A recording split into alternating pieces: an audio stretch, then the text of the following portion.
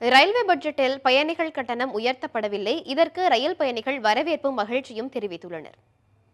அந்த ரயில்வே பட்ஜெட்டில் பயணிகளுக்கான கட்டணத் தொகை எதுவும் இந்த முறை கூட்டப்படவில்லை. இது அனைத்து தரப்பு மக்களுக்கும் வரவேற்பு அளிக்கக்கூடியதாக இருக்கின்றது. திருச்சியிலிருந்து பெங்களூருக்கும், திருச்சியிலிருந்து சென்னைக்கும், அதே போல் திருச்சியிலேருந்து திருப்பதிக்கும் ரயிலை மீண்டும் இயக்கணும்னு நாங்கள் கோரிக்கை வச்சோம். அதை பற்றியான அறிவிப்பு எதுவுமே இதில் இடம்பெறலை. ரயில் கட்டணம் உயர்த்தாமல் இருக்கிறது ஒரு நல்ல காரியம்தான், அதை வரவேற்கலாம். ஆனால் தமிழ்நாட்டுக்கு நிறைய புதிய ட்ரெயின் விடலாம். நீங்கள் மகாராஷ்டிரா, மத்திய பிரதேச, உத்தரப்பிரதேசலாம் நிறைய ட்ரெயினை விடுறாங்க.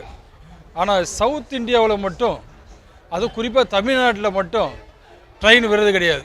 ரயில் கட்டணம் உயர்த்தப்படாமல் இருக்கிறதுக்கு முக்கியமான காரணம் மோடி அரசாங்கம் எல்லாத்துலேயுமே கட்டணங்கள் உயர்த்தி கொண்டே வருது. ஆனால் ரயில் கட்டணம் மாத்திரம் உயர்த்தப்படாததுக்கு வருகின்ற சட்டமன்ற தேர்தலை வச்சு அரசியல் ரீதியாக மக்களை ஏமாத்துற வேலை.